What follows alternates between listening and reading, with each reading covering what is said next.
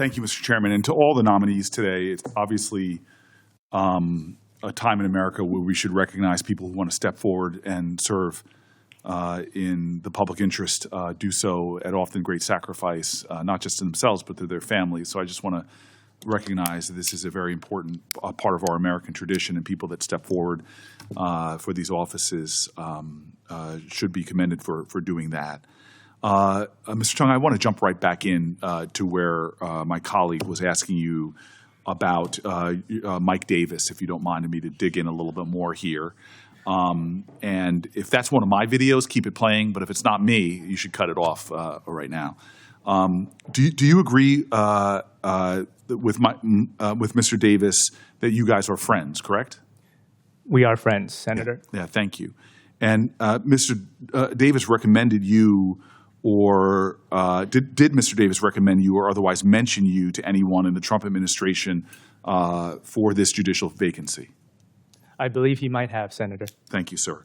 Do you know exactly what did he say or to whom he made that recommendation? I do not know that, Senator. Thank you, sir.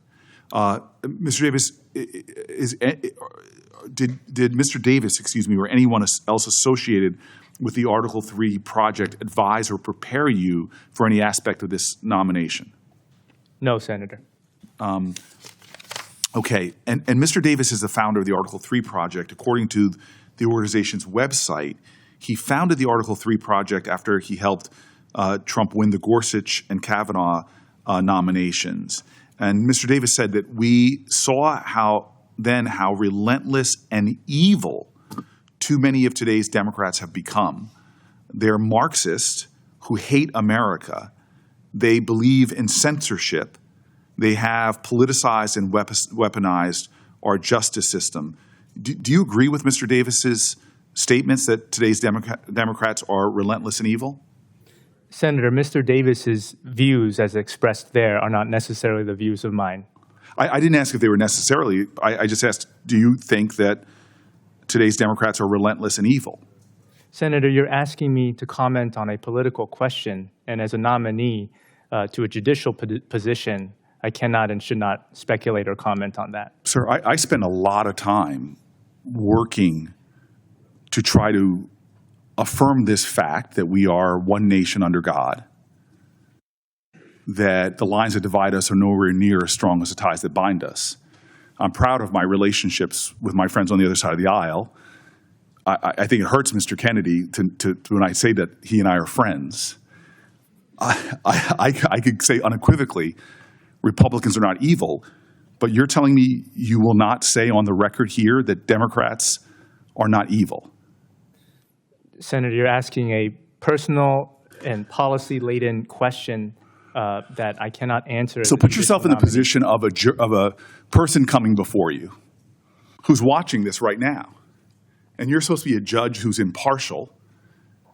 And you're telling me that for this nomination, I have a constitutional obligation to advise and consent, that I should be in any way hopeful that a judge will be that impartial if he cannot say that Americans writ large, because of their freedom of party association, that you can't say that whether you're deciding to be a Democrat or Republican or independent, you can't say in this hearing that you don't think that makes a person evil?